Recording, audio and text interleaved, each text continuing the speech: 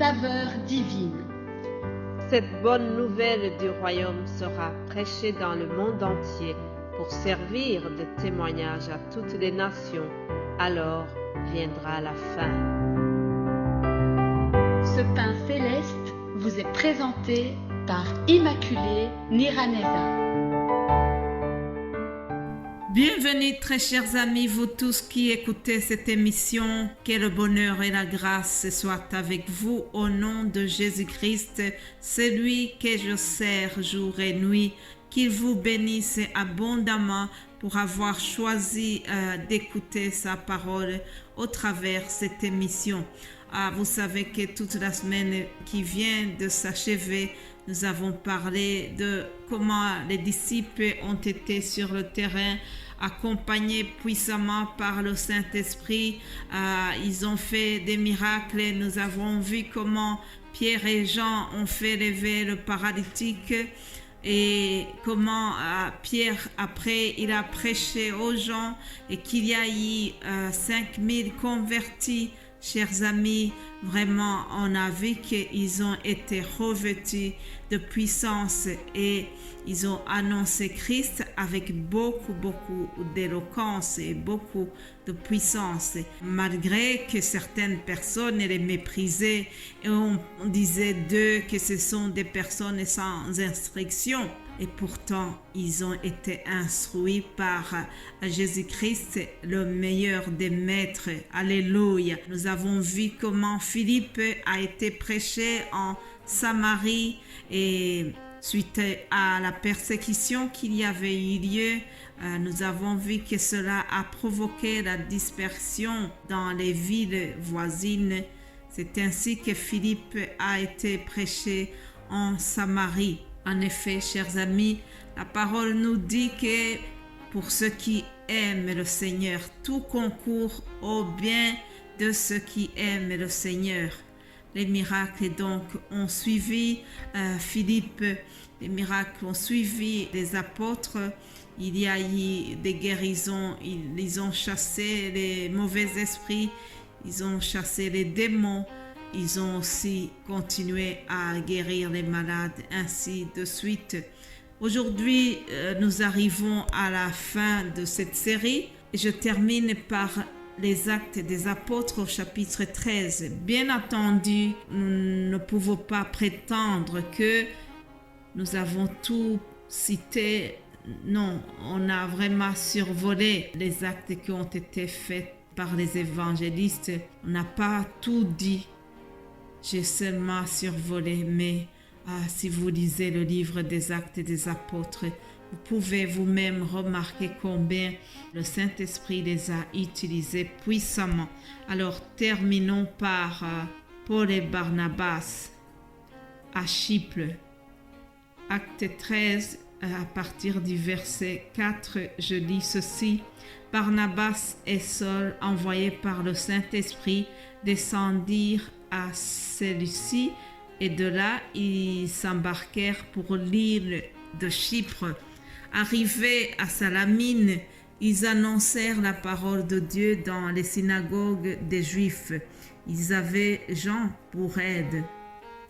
Ayant ensuite traversé toute l'île jusqu'à Paphos, ils trouvèrent un certain magicien, faux prophète juif, nommé Bar-Jésus, qui était avec le proconsul Sergius Paulus, un homme intelligent. Ce dernier fit appeler Barnabas et Saul et manifesta le désir d'entendre la parole de Dieu. Mais Élymas, le magicien, car c'est ce qui signifie son nom, leur faisait opposition, cherchant à détourner de la foi le proconsul. Alors Saul, appelé aussi Paul, rempli du Saint-Esprit, fixant les regards sur lui et dit: Homme plein de toute espèce de ruse et de fraude, fils du diable, ennemi de toute justice, ne cessera-t-il point de pervertir les voies droites du Seigneur? Maintenant, voici la main du Seigneur est sur toi. tu seras aveugle et pour un temps tu ne verras pas le soleil. Aussitôt, l'obscurité et les ténèbres tombèrent sur lui et il cherchait en tâtonnant des personnes pour le guider.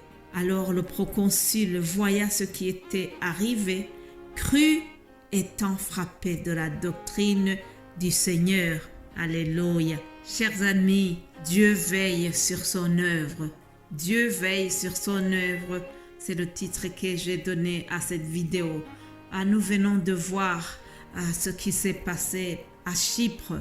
Remarquez que ces apôtres étaient très utilisés par le Saint-Esprit. On commence en nous disant déjà qu'ils ont été envoyés à Chypre par le Saint-Esprit. Ils ne faisaient pas n'importe quoi.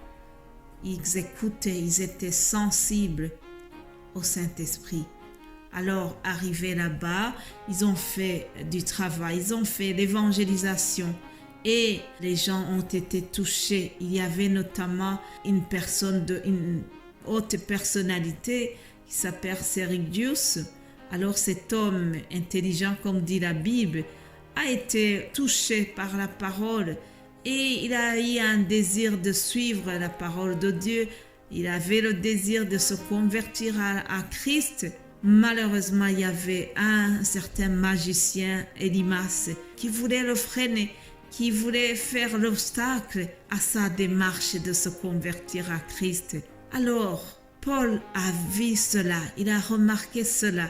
Et Paul était agacé de voir comment Élymas s'oppose à ce que cet homme reçoive Jésus-Christ. Et Paul n'a pas mâché les mots. Mais bien-aimés de Dieu, nous devons vraiment oser dénoncer les choses qui ne vont pas. Lorsqu'il y a quelque chose qui cloche, lorsque nous voyons qu'il y a des personnes qui font obstacle pour la conversion des autres, nous ne devons pas rester timides, nous devons aussi dénoncer cela, comme Paul a fait. Ce serviteur de Dieu avait vraiment un zèle exceptionnel. Il avait un zèle qui le brûlait à l'intérieur de lui-même. Il était vraiment passionné pour la conquête des âmes vers le Christ. Alors, il n'a pas supporté de voir qu'Élymas s'opposait à la conversion du préconsul. Et Paul n'a pas hésité de le gronder. On voit au verset 10 comment il lui a parlé vraiment très sèchement et en disant « Homme plein de toute espèce de ruse et de fraude, fils du diable, ennemi de toute justice. » Paul était vraiment très colérique, on va dire, en disant cela. Il n'a pas supporté de voir que quelqu'un voulait freiner ce monsieur pour venir à Christ. Ah, bien-aimé de Dieu, aujourd'hui encore, certaines personnes veulent saboter l'œuvre de Dieu. Certains veulent empêcher les autres de se convertir. Mais nous devons vraiment prier pour ces gens. Je ne dis pas que nous devons réagir aussi sévèrement comme Paul ici, mais nous devons faire quelque chose. Prier pour que vraiment Dieu retire les obstacles qui empêcheraient les gens de venir à Christ. Et la faveur de Dieu était sur l'apôtre Paul. Nous voyons comment tout de suite il a ordonné que cet homme, il a demandé au Seigneur que cet homme soit puni. Et cela est arrivé. Au verset 11, nous voyons que ce monsieur est devenu aveugle. Oui, il est devenu aveugle. On nous dit qu'il marchait en tâtonnant et les personnes devaient le guider pour pouvoir marcher. Alors, le proconsul, lorsqu'il a vu ce qui était arrivé, il a eu la crainte de Dieu. Il a cru au Seigneur. Il s'est converti à la doctrine du Seigneur. Chers amis, je prie que nous puissions avoir des conversions sans attendre qu'il y ait des choses graves comme ce qui est arrivé ici. Je prie que vraiment les personnes soient sensibles à l'appel de Dieu sans attendre qu'il leur arrive des catastrophes pareilles. Voilà ce qui termine notre semaine, chers amis. Je prie que le Saint-Esprit continue à vous parler, qu'il aille au-delà de ce que je vous ai apporté. Soyez bénis, passez un excellent week-end et nous allons continuer lundi par la grâce de Dieu. Amen. Amen.